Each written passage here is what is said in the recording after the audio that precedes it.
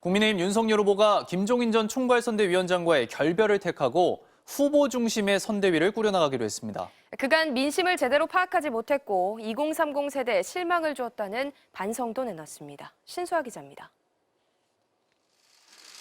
김종인 전 총괄선대위원장이 제안한 선대위 개편 방안에 대해 고심하던 국민의힘 윤석열 후보가 결국 김 전 위원장과의 결별과 선대위 해산을 선언했습니다.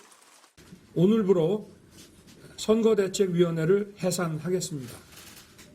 메모드라 불렸고 지금까지 선거 캠페인에 잘못된 부분을 인정하고 윤 후보는 기존에 비대했던 선대위를 대폭 축소해 철저히 실무형 선대본부로 꾸리겠다면서 김종인 전 위원장 대신 사선의 권영세 의원을 선대본부장으로 임명했습니다. 김 전 위원장과의 결별 이유에 대해선 즉답을 피하며 실무형 조직으로 가기 위한 선택이었다고만 밝혔습니다. 윤 후보는 2030 표심에 적극 호소하며 앞으로 실력 있는 젊은 실무진들로 선대본부를 끌고 가겠다고 설명했습니다. 특히 지금까지 2030 세대에게 실망을 주었던 그 행보를 깊이 반성하고 전혀 다른 모습을 보여드릴 것을 약속드립니다. 자신과 갈등을 빚고 있는 이준석 대표에 대해선 당대표로서 선거 승리에 기여해주길 기대한다고 말했습니다. 당대표로서 역할을 해주시면은 얼마든지 선거운동이라는 게 무슨 중앙선대본의 직책이 꼭 있어야 하는 건 아니지 않습니까? 네. 앞서 윤 후보의 최측근인 권성동 사무총장과 윤한홍 의원은 당직과 선대위직에서 모두 사퇴했고 윤 후보는 더 이상의 측근 문제는 없을 것이라고 강조했습니다. 안철수 후보와의 단일화 논의에 대해선 선거 캠페인을 서로 벌이고 있는 상황에서 정치 도의상 맞지 않다는 반응을 보였습니다. MBC 뉴스 신수아입니다. 민주당 이재명 후보는 경선 경쟁자였던 이낙연 전 대표와 함께 광주를 찾는 원팀 통합 행보에 나섰습니다. 당내 갈등을 겪고 있는 국민의힘과의 대비 효과를 극대화하려는 행보로 보입니다. 조명아 기자입니다. 민주당 이재명 후보와 경선 갈등을 빚었던 이낙연 전 대표가 나란히 광주 김대중 컨벤션 센터에 들어섭니다. 이 후보는 선대위 갈등을 겪고 있는 국민의힘과 달리 정세균 전 총리와 이 전 대표 등 경선 경쟁자들과 원팀을 이뤘다며 민주개혁 진영의 결집을 강조했습니다. 우리는 힘을 합치고 있습니다. 경쟁했던 모든 후보들이 정말로 혼신을 다해서 할 수 있는 최대치의 역할을 해주고 계십니다. 이 전 대표도 광주를 AI 도시와 문화수도로 만드는데 이재명 후보가 함께할 것이라고 반복해 강조하며 이 후보에 대한 호남의 지지를 호소했습니다. 상생과 통합의 새로운 역사를 만들어갈 것입니다. 그 일 또한 민주당과 이재명 후보가 해낼 것이다. 제1야당이 갈등과 분열을 빚는 상황과 대비해 원팀 통합 행보로 지지층 결집 효과를 극대화하려는 시도로 보입니다. 이재명은 씹는 거다란 짧은 영상을 통해 탈모약 건강보험 적용을 검토하겠다는 공약이 온라인에서 큰 화제가 된 데 대해 이 후보는 건강보험 재정 등을 감안해 진지하게 접근하고 있다고 밝혔습니다. 저는 배상이 돼야 된다고 봅니다. 결국은 신체 완전성이라고 하는 게 매우 중요한 가치인데 빠른 시간 내에 입장을 정리하도록 하겠습니다. 이 후보는 방역 강화에 따라 중단됐던 매주 타는 민생버스, 메타버스 유세 대신 새해 첫 주말부터는 일반 대중교통을 타고 시민들의 쓴소리를 들으며 직접 소통하는 메타버스 시즌2를 진행할 계획입니다. MBC 뉴스 조명아입니다. 정부가 화이자에 먹는 치료제 40만 명분을 추가 구매해 총 100만 명분을 확보하게 됐습니다. 이달 중순부터 재택 환자 치료 등에 사용될 예정입니다. 박연수 기자입니다. 정부가 추가로 구매한 코로나19 먹는 치료제는 미국 화이자사의 팍스로비드 40만 명분입니다.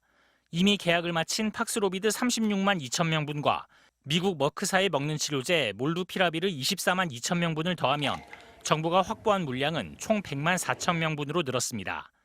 정부의 이번 결정은 화이자의 치료제가 효과성과 안전성을 충분히 갖췄다고 평가했기 때문입니다. 화이자의 치료제는 임상에서 확인된 사망과 중증 예방 효과가 88%로 30% 수준인 머크사의 치료제보다 월등히 높았고 부작용도 혈압 상승과 근육통 등 비교적 가벼운 것으로 나타났습니다. 이미 식품의약품안전처의 긴급 사용 승인을 받은 만큼 이달 중순 국내에 도입되면 곧바로 재택치료자와 생활치료센터 입소자 등에게 처방될 걸로 보입니다. 중증으로 진행될 위험이 높은 경증 및 중등도의 성인 12세 이상 체중 40kg 이상인 소아 환자를 대상으로 사용되게 됩니다. 특히 전파력이 강한 오미크론 변이 확산으로 확진자 수가 늘면 향후 먹는 치료제의 수요도 계속 증가할 가능성이 높습니다. 정부는 화이자 측과 초도 물량 규모와 도입 일정 등 세부 사항들을 곧 확정하고 다음 주 중 먹는 치료제의 구체적인 활용 방안에 대해 발표할 예정입니다. 한편 어젯밤 9시까지 집계된 코로나19 신규 확진자는 3,479명으로 자정까지 추가된 환자를 포함하면 오늘 신규 환자 수는 4,000명 안팎이 될 것으로 예상됩니다. MBC 뉴스 박윤수입니다. 미국이 어제 북한이 동해상으로 쏜 발사체를 탄도미사일로 규정하고 이를 규탄했습니다. 유엔 안보리 결의안 위반이자 이웃 국가에 대한 위협이라고 했는데 다만 대북 외교적 접근은 여전히 유효하다고 했습니다. 남재현 기자입니다. 미국 국무부는 북한의 미사일 발사를 국제사회에 대한 위협으로 규정하고 규탄했습니다. 하지만 미국 국무부 대변인은 대북 외교적 접근에 대한 방침은 유지할 것이라며 북한이 대화에 나서기를 요구한다고 촉구했습니다. 이에 대해 외신들은 국내 전문가 등을 인용해 북한의 이번 미사일 발사는 당분간 협상에 복귀할 뜻이 없다는 것을 의미한다고 분석했습니다. AP통신은 북한이 비핵화 협상보다는 무기 증강에 초점을 맞추겠다는 신호라고 평가했습니다. AFP통신은 김정은 위원장이 미국의 협상 제의를 줄곧 거부해왔고 최근 노동당 전원회의 때 미국에 대한 언급도 없이 미사일 발사를 한 데 주목했습니다. 워싱턴 포스트는 문재인 대통령이 신년사에서 평화를 위한 마지막 시도를 약속한 지 며칠 만에 미사일 발사가 이루어졌다는 점도 지적했습니다. 북한이 어제 오전 8시 10분쯤 자강도에서 탄도미사일로 추정되는 미사일을 발사한 건 올해 들어 처음이고 지난해 10월 신형 잠수함 발사 탄도미사일 SLBM을 발사한 지 78일 만이었습니다. MBC 뉴스 남지현입니다. 회사 돈 1,880억 원을 횡령한 혐의를 받는 오스템 임플란트의 재무 담당 직원이 어젯밤 경찰에 붙잡혔습니다. 경찰은 빼돌린 자금의 행방을 조사하고 있습니다. 고재민 기자입니다. 경기도 파주의 한 상가 건물.